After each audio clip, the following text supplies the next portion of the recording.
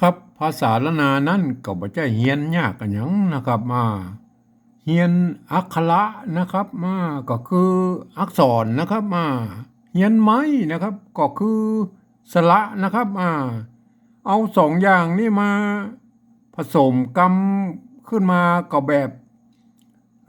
ตามหลักการของภาษาละนานะครับมาก็7 วัน1 เดือน ท่านก็อ่านออกเขียนได้เลยนะครับง่ายนะครับมันก็ไม่ใช่ยากนะมันก็คล้ายๆภาษาไทยนะครับใกล้เคียงกันนะครับแต่เวลาจะเอาไปอธิบายคนอื่นนี่นะครับมันยากครับมันยากเพราะว่าคนอื่นที่บนบูบานโดยนะครับทีนี้มันก็ต้องจำเป็นนะจะต้องเอาภาษาไทยนะฮะที่เป็นภาษาที่ใกล้เคียงนะมาเขียนนะครับอันนี้แหละครับมันจะยุ่งยากตัวนี้แหละครับเพราะว่าภาษาไทยนั้นมันเป็นระบบ5 เสียงนะครับภาษาละนานั้นเป็นระบบ6 เสียงนะครับมันจะเอา5 เสียงมาเขียน6 เสียงนะมันเป็นไปไม่ได้นะครับมันยากนะครับมันยากนะครับเพราะนั้นเราจะมาโอ้กันเลยนะครับการปฏิวัติภาษาละนานะครับโดยเอาภาษาไทยนะครับมาเขียนนะครับเรามาดูเลยนะครับวันนี้นะครับขี้ใส่บกก็กลัวนะครับขี้ใส่น้ำก็กลัวนะครับหมายไหมอันนี้นะการปฏิวัติจะไปอธิบายให้คนอื่นได้หู้ได้หันเนี่ยผมใช้หลักการของข้อตกลงนะครับของสภาวัฒนธรรมมหาวิทยาลัยเชียงใหม่ปี28นะครับปลายปี28นะครับที่เพิ่นตกลงกันไว้ว่านะครับการปฏิวัติภาษาละนาเนี่ยโดยเอาภาษาไทยมาเขียนเนี่ยมันมีอยู่3 แบบนะครับหรือ3 ระดับนะครับก็คือแบบที่1นั่นก็คือเปิ้นจะเอาไว้ใจไปเขียนในลักษณาจารึกนะครับหรือเอกสารสำคัญนะครับเปิ้นจะเทียบเอามาทุกอักษรทุกตัวนะครับทุกเครื่องหมายนะครับหมายว่าอันนี้เปิ้นบ่เว้นเลยนะครับพอนี้เฮาบ่อู้ถึงแล้วเฮามาอู้ถึงแบบที่2นะครับแบบที่2นี่คือการยืมเอาอักษรไทยนะครับมาปรับเทียบให้เป็นอักษรละนานะครับแล้วประกอบคำขึ้นมากับแบบภาษาไทยนั่นนะครับผสมผสานกันไปนะครับบางทีบางครั้งมันไม่หรือสระเนี่ยมันมาตรงกันนะครับในภาษาละนากับภาษาไทยเนี่ยก็เอาภาษาไทยเป็นหลักนะครับเขียนแบบหน้าตามันแบบภาษาไทยเป็นหลักนะครับแต่เวลาอ่านนั้นท่านจะต้องนึกถึงว่าไอ้คำเหล่านั้นที่เทียบมานั่นน่ะหน้าตามันเป็นไทยก็จริงนะครับแต่ท่านจะต้องนึกว่าเป็นอักขระละนานะครับอย่างเช่นตัวกอไก่หันตัวกอไก่เนี่ยท่านต้องนึกว่าเป็นตัวกะนะครับเห็นตัวคอไก่นั่นน่ะท่านจะต้องนึกว่าเป็นตัวขานะครับอย่างเงี้ยนะเป็นทุกตัวมันจะต้องเป็นตัวละนาหมดนะครับแล้วท่านจะต้องใช้หลักการภาษาละนาอ่านนะครับมันจะได้สำเนียงภาษาละนาไปเลยนะครับแต่ถ้าท่านคนที่บ่ได้เรียนภาษาละนามาอ่านมันก็จะสำเนียงมันจะผิดเพี้ยนไปนะครับก็มีไว้ไอ้แบบที่2เนี่ยมีไว้สำหรับเพื่อนะครับเพื่อภาษาละนาตังโบนพุ่นเปิ้นบ่มีเปิ้นหายไปนะครับก็สามารถเอาแบบที่2นี่ปริวัติกลับไปเป็นภาษาละนาดั้งเดิมได้นะครับเฮามาดูเลยนะครับแบบที่3เดี๋ยวก็อู้กันนะครับขี้ใส่บกก็กลัวขี้ใส่น้ำก็กลัวนะครับขี้นะครับตัวคะนะครับตัวคะกระเทียบมานะครับเห็นไหมตัวคะกระเทียบมาตัวขอไข่นะครับไม้กี่กับสระอีนะครับเห็นไหมไม้ขอจ้างก็คือไม้โทนะครับเห็นไหมขี้นะครับนี่ขี้แล้วนะครับเสียงโทพิเศษนะครับหรือโทเมืองนะครับวัดพระสิงห์บ้านห้องว่าตีเพี้ยนนะครับเสียงเนี่ยนะครับเสียงตีเพี้ยนนะครับใส่นะครับใส่ปกติแล้วภาษาละนาแล้วก็จะมีไม้ไก่นี่อย่างเดียวนะครับไม้ไก่อย่างเดียวนะครับสลายเนี่ยใส่อะไรพอดี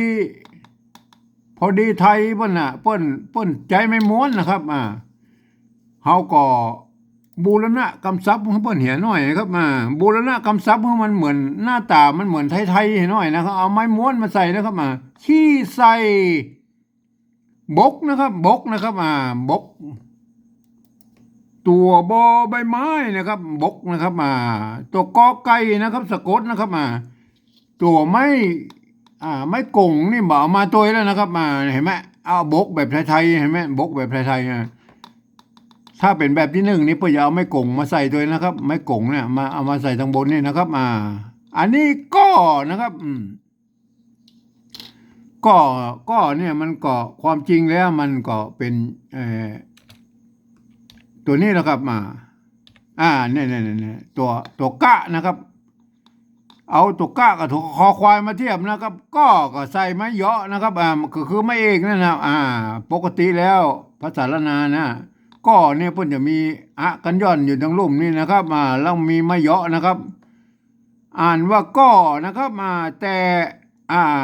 เขียนว่าก็นะครับแต่เวลาบริบทจริงๆแล้วในภาษาละนาแล้วเปิ้นจะออกเสียงว่าก่อนะครับเห็นไหมอันนี้มันเป็นความพิเศษของภาษาละนานะครับก็นะครับก็เขียนอย่างนี้นะครับเห็นไหมเฮาสามารถบูรณะกำซับให้มันเป็นก่อไทยได้นะครับก่อไทยนะครับเห็นไหมท่านจะเขียนสองอย่างนี้ท่านจะเขียนอย่างไรก็ได้นะครับสองตัวอย่างนั่นนะแต่ถ้าเขียนก่อไทยหน้าตามันจะเปิ่นไทยๆหน่อยนะครับก็เอาตัวนี้นะครับเอาตัวหลังนี้นะครับเห็นไหมตัวนี้เนี่ยบูรณะกำซับแล้วเห็นไหมก็นะครับก็เอาก็ไทยนี่นะครับก็กัวนะครับกัวในภาษาละนานั่นน่ะดั้งเดิมแล้วเปิ้นก็กัวนี่เปิ้นก็บ่ใส่ตัวละลอลิงกัมนะครับเห็นไหมเปิ้นก็จะเขียนอย่างนี้นะครับกัวนะครับเห็นไหมกัวเขาก็เขียนไปตัวเปิ้นนะครับเห็นไหมกัวนะครับขี้นะครับขี้เสียงโทพิเศษนะครับอ่านว่าขี้นะครับเห็นไหมขี้ใส่นะครับใส่น้ำนะครับนี่มันตัวนานะครับไม้กาอยู่ตรงนี้นะเห็นไหมมันเป็นตัวนานะครับตัวนานะครับไม้กาอยู่ตรงนั้นเป็นตัวนานะครับมีเป็นก็คือมีไอ้ไม้กางบนอยู่ตรงนี้แล้วมันก็คือประกอบด้วยเป็นไม้กำนะครับไม้กำนะครับใส่ไม้ขอจ้างถ้าบ่มีไม้ขอจ้างเนี่ยอ่านว่านำนะครับถ้าเป็นมีไม้ขอจ้างอ่านว่าน้ำนะครับน้ำก็คือน้ำนั่นแหละน้ำนั่นนะครับกันน้ำหรือน้ำนั่นแหละนะครับก็ตัวหน้านะครับตัวหน้านะครับไม้กำนะครับไม้กำกับไม้ขอจ้างนะครับไม้กำกับไม้ขอจ้างนะครับน้ำนะครับน้ำนะครับน้ำนะครับซ้ำนะครับซ้ำกับตัวสะนะครับตัวสะนะครับไม้ขอจ้างไม้กำนะครับไม้กำนะครับไม้กำซ้ำนะครับขี้ใส่น้ำนะครับซ้ำกัวนะครับแม่กัวเนี่ยอันนี้เขาเขียนแบบรุ่นสมัยหลังๆมาแล้วป้นนิยมกัน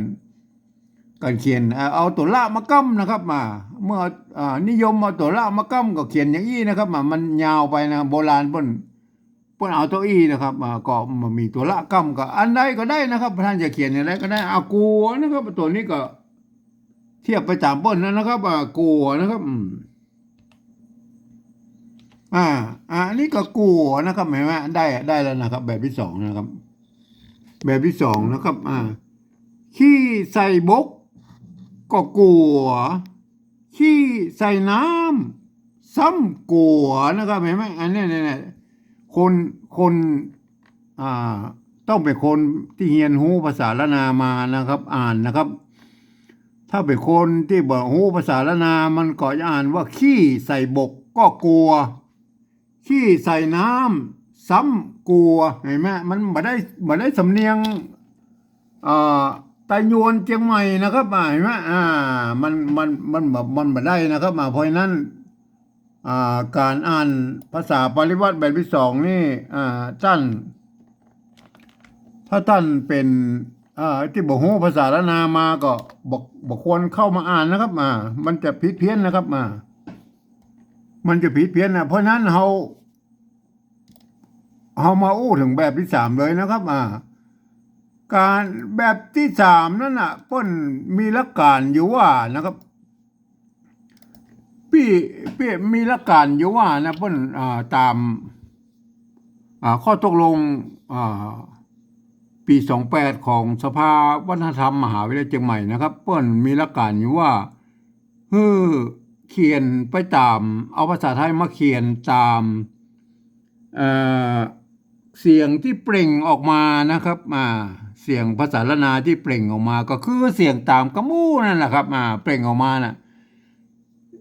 เปล่งออกมาก็คืออย่างไรก็เขียนอย่างนั้นนะครับเอาภาษาไทยสะกดเขียนไปอันมันก็อย่างว่านะครับภาษาไทยนั้นมันเป็นระบบ5เสียงนะครับ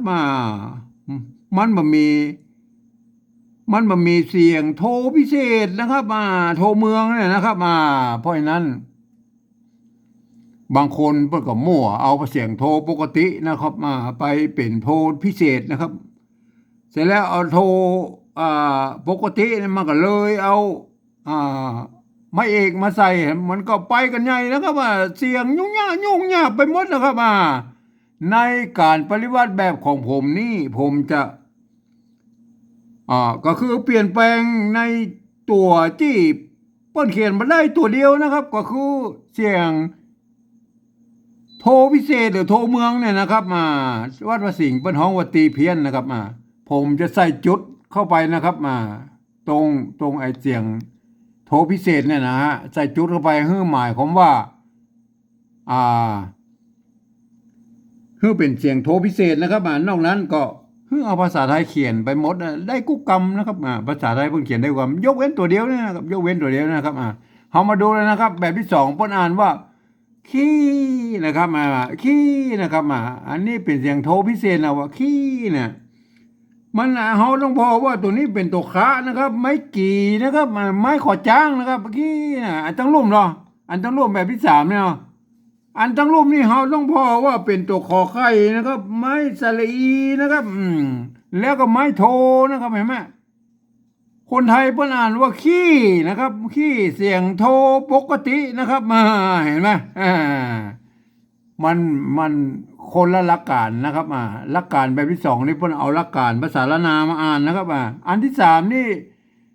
เขียนด้วยภาษาไทยนะครับเพราะฉะนั้นก็จะต้องเอาหลักการภาษาไทยมาอ่านนะครับเอาให้มันถูกๆนะครับเอามันถูกๆเลยขี้นะครับตัวนี้อย่างที่มันเป็นขี้ได้เลยมันคนไทยเพิ่นอ่านว่าขี้นะครับขี้ใส่บกก็กลัวนะขี้ใส่น้ำก็กลัวนะครับขี้นะครับจะฮื้อเป็นขี้ได้เลยครับผมก็เอาจุดประดับไว้อย่างนี้นะครับเห็นไหมขี้นะครับมันฮื้อหมายความว่าตัวนี้นะครับเป็นเสียงโทพิเศษนะครับขี้นะครับเห็นไหมในวัดพระสิงห์นั้นที่วัดพระสิงห์เชียงใหม่นั่นนะครับเปิ้นจะใช้ตัวเอียงนะครับเปิ้นฮ้องว่าตีเพี้ยนนะครับแล้วก็หลักการตัวอื่นเปิ้นก็เขียนไปตามนั้นนะครับอันนี้แบบมันก็ใกล้เคียงกับของผมนะครับแบบเดียวกันนะครับขี้ใส่นะครับอันนี้มันใส่ไทยอยู่แล้วนะครับขี้ใส่บกนะครับอันนี้คนไทยอ่านว่าบกนะครับบกเสียงเอกนะครับบกนี่แหละครับก็ใส่ไม่เจรวาบ่เนี่ยก็เป็นยากกันยังนะครับบกนะฮะบกนะฮะขี้ใส่บกนะก็อันนี้มันเอาตามที่แบบสองเลยมันก็นั่นแหละอ่านเป็นกอนะครับกลัวนะครับกลัวมันเสียงจัตวาอันนี้คนไทยมันอ่านว่ากลัวนะครับอ่านว่ากลัวแล้วก็ไปลงไปล้านลิ้นนะครับบอกลงไปล้านลิ้นนะครับกลัวในภาษาละนาเพิ่งเอาว่ากลัวนะครับมันไม่ใช่กลัวนะครับขี้ใส่บกก็กลัวขี้นะครับขี้ใส่จุดเข้าไปนะครับขี้นะเห็นไหมเสียงโทพิเศษนะครับขี้ใส่น้ำซ้ำนะครับซ้ำกัวนะครับ อ่าซ้ำกัวนะครับ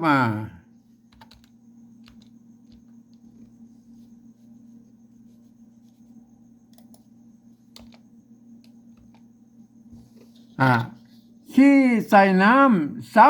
ำกัวนะครับตัวนี้เปิ้นคนไทยอ่านว่ากลัวนะครับถ้าอ่านตามหลักภาษาไทยอ่านว่ากลัวนะครับกลัวมาแต่เวลาอ่านได้แล้วภาษาละนานั่นเปิ้นบอกออก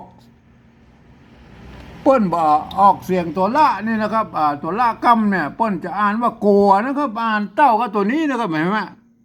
กลัวนะครับอันนี้ก็กลัวนะครับอันนี้ก็กลัวนะครับไม่ใช่กลัวนะครับเพราะฉะนั้นท่านจะเขียนแบบใดก็ได้นะครับไอ้กลัวเนี่ยไอ้จะ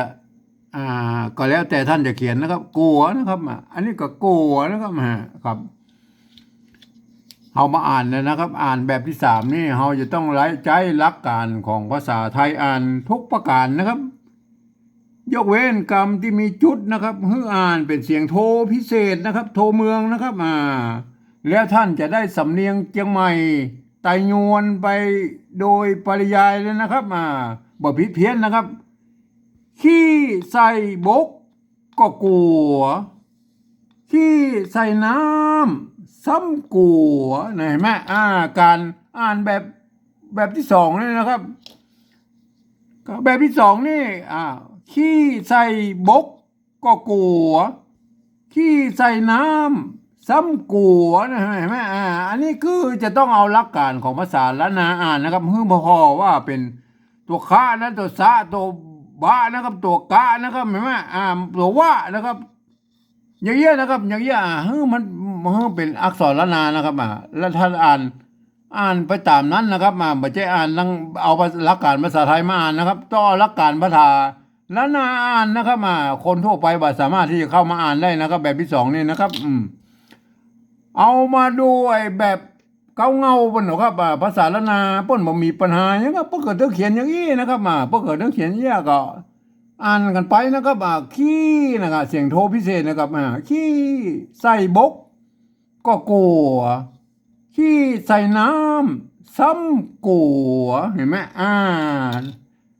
วันนี้ผมก็ขอบรรยายเพียงแค่นี้นะครับ